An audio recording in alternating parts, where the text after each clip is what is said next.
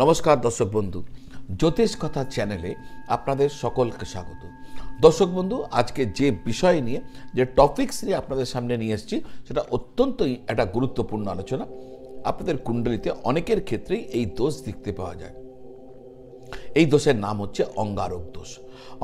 অঙ্গার মানে জ্বলন্ত কয়লা, অর্থাৎ আগুন জ্বলন্ত কয়লার মতন পরিস্থিতি তৈরি হয়ে যায় ব্যক্তির যদি তার জন্মপত্রিকাতে জন্মকুণ্ডলিতে অঙ্গারক দোষের উপস্থিতি দেখতে পাওয়া যায়।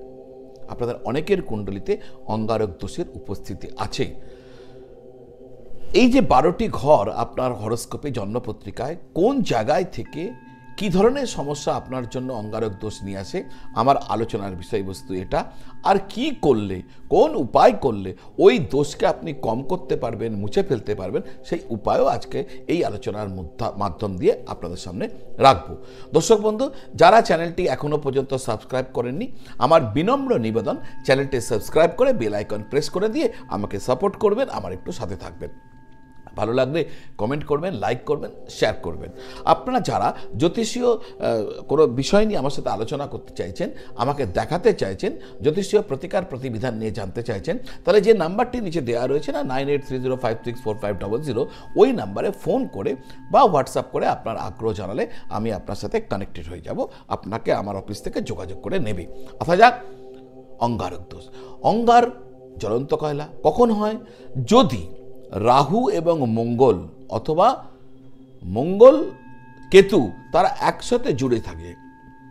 মঙ্গল হচ্ছে ফায়ার এলিমেন্ট, তার সাথে যখন রাহু বা কেতু এই ধরনের আরেকটা গ্রহ একসাথে কোনো ঘরে বসে পড়ে, তখন কিন্তু অঙ্গারক দোষ তৈরি হয়ে যায়।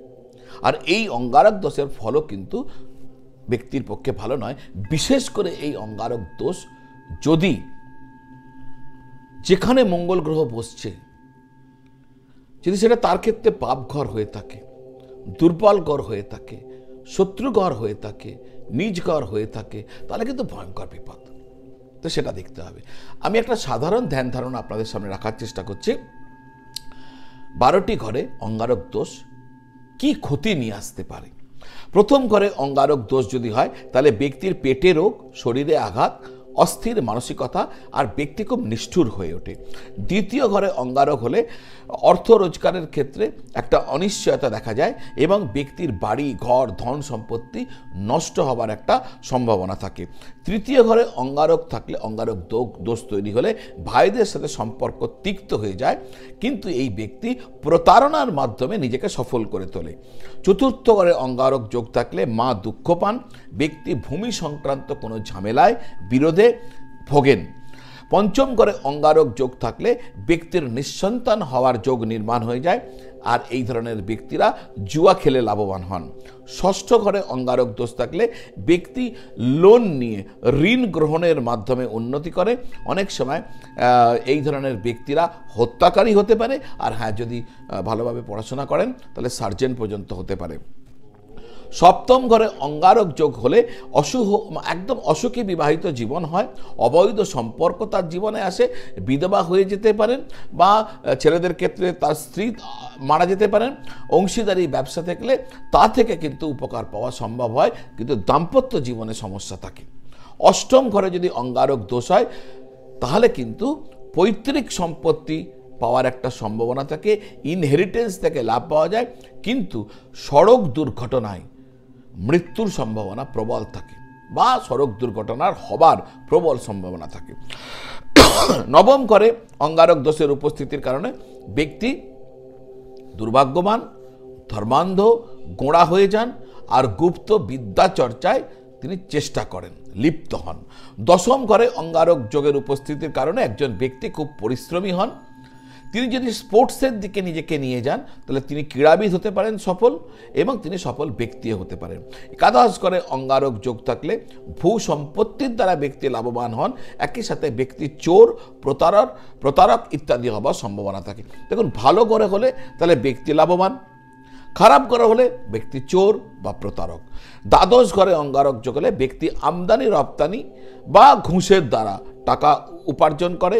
এই ধরনের ব্যক্তিরা অনেক সময় দেখা যায় যদি খারাপ করে থাকে রেপিস্ট পর্যন্ত হয়ে যান। সুতরাং এটা অত্যন্ত খারাপ প্রভাব দেয়। তো এই যে 12খানা ঘরে অঙ্গারক দোষ হলে কী ধরনের প্রভাব আছে তার একটা ধ্যান ধারণা আপনাদের সামনে রাখলাম। এবার প্রতিকার কি? দেখুন, যদি প্রথম ঘরে হয় তাহলে যদি মঙ্গল রাহুর প্রথম ঘরে অঙ্গারক হয়ে থাকে তাহলে গুড়ের বাতাসা আপনি নদীর জলে, নদী হতে হবে যে জল বয়ে যাচ্ছে সেখানে প্রবাহিত করবেন, প্রতি মঙ্গলবার গরুকে গুড় খাওয়াবেন। যদি দ্বিতীয় ঘরে হয় তাহলে আপনার বাম বিপরীত হাত, ছেলেদের ক্ষেত্রে বাম, মেয়েদের ক্ষেত্রে ডান, ছোট আঙুলে কনিষ্ঠ আঙুলে রূপোর আংটি পরবেন আর ওং অং অঙ্গারকায় নম, ওং অং অঙ্গারকায় নম এই মন্ত্র নিয়মিত জপ করবেন, হনুমান চালিসা পাঠ করবেন। যাদের তৃতীয় ঘরে এই যোগ আছে তাদের ঘরে হাতির দাঁতের কোনো একটা কিছু রাখতে পারলে খুব ভালো হয়। হাতির দাঁতের অনেক সময় ছোটো ছোটো কোনো কিছু মডেল পাওয়া যায় বা কিছু একটা পাওয়া যায়, লকেট হোক যা কিছু হোক, ঘরে রাখতে পারলে খুব ভালো হয়। ওং অং অঙ্গারকায় মন্ত্র নিয়মিত জপ করবেন, প্রতিদিন হনুমান চালিসা পাঠ করবেন। যদি চতুর্থ ঘরে হয় তাহলে সোনার, রূপা, তামা তিনটে এক সম পরিমাণে নিয়ে একটি আংটি বানিয়ে ওই আংটি আপনি হাতে পড়বেন আর আপনার মন্ত্র হবে ওং অং অঙ্গারকায় নম। এই মন্ত্র নিয়মিত জপ করবেন, হনুমান চালিসা পাঠ করবেন আর আপনার নিজের ছবি, কুণ্ডলিনী একটা শর্ট চক্রের ছবি পাওয়া যায়, বলে কুণ্ডলিনী শর্ট চক্রের ছবি, সেই ছবির নিচে আপনার একটি ছবি রেখে দেবেন। যদি পঞ্চম ঘরে অঙ্গারক যোগ হয় তাহলে রাত্রে শোবার সময় মাথার কাছে একটি পাত্র রাখবেন। ওই সকালে ঘুম থেকে উঠেই ওই যে পাত্রে জল রাখা ছিল সেই যে জলটি সেটি আপনি কোনো গাছগাছালিতে ঢেলে দেবেন। আর হ্যাঁ, প্রত্যেক দিন ওং অং অঙ্গারকায় নম এই মন্ত্র জপ করবেন, হনুমান চালিসা পাঠ করবেন। যে সমস্ত মেয়েদের জন্মপত্রিকার ষষ্ঠ ঘরে অঙ্গারক যোগ আছে তারা দুধ এবং রূপা নিয়মিতভাবে দান করার চেষ্টা করবেন। ওম অং অঙ্গারকায় মন্ত্র নিয়মিতভাবে জপ করবেন, প্রতি মঙ্গলবার সম্ভব হলে সুন্দরকাণ্ড অবশ্যই পাঠ করবেন। জন্মপত্রিকা সপ্তম ঘরে অঙ্গারক যোগ হলে আপনার কাছে একটি শক্ত রূপার বল রাখবেন, সলিড বল, গোল বল পাওয়া যায়, নিয়মিত অঙ্গারকায় নম মন্ত্র জপ করবেন, হনুমান চালিসা পাঠ করবেন। যাদের জন্মপত্রিকায় অষ্টম ঘরে অঙ্গারক যোগ রয়েছে তারা কুকুরকে শাঁকা মিষ্টি, ঘিয়ে ভাজা নয়, শাঁকা মিষ্টি রুটি খাওয়াবেন, নিয়মিত অঙ্গারকায় মন্ত্র জপ করবেন, ওম অং অঙ্গারকায় এই মন্ত্র জপ করবেন, হনুমান চালিসা পাঠ করবেন। যদি নবম ঘরে এই যোগ গঠিত হয়েছে তাহলে মঙ্গলবার দিন হনুমানজিকে চামেলির তেল দিয়ে সিঁদুর গুলে হনুমানজির সামনে নিবেদন করবেন, প্রতি মঙ্গলবার গরুকে গুড় খাওয়াবেন। যাদের দশম ঘরে অঙ্গারক যোগ রয়েছে উচিত হবে হনুমান চালিসা নিত্য পাঠ করা এবং জ্যোতিষীয় পরামর্শ নিয়ে প্রবাল রত্ন ধারণ করা, এর সাথে সাথে নিয়মিত অঙ্গারকায় ওং অং অঙ্গারকায় এই যে মন্ত্র জপ করা। যদি একাদশ ঘরে এই যোগ হয় তাহলে মাটির হাঁড়িতে, ছোট্ট মাটির হাঁড়ি নেবেন, তার মধ্যে সিঁদুর ভরে সিঁদুরটিকে আপনার পূজার ঘরে রাখবেন আর প্রতিদিন ওং অং অঙ্গারকায় নম এই মন্ত্র জপ করবেন। দ্বাদশ ঘরে যদি আপনার অঙ্গারক দোষ হয়ে থাকে তাহলে সম্ভব হলে একটু উজ্জয়ন যাবেন।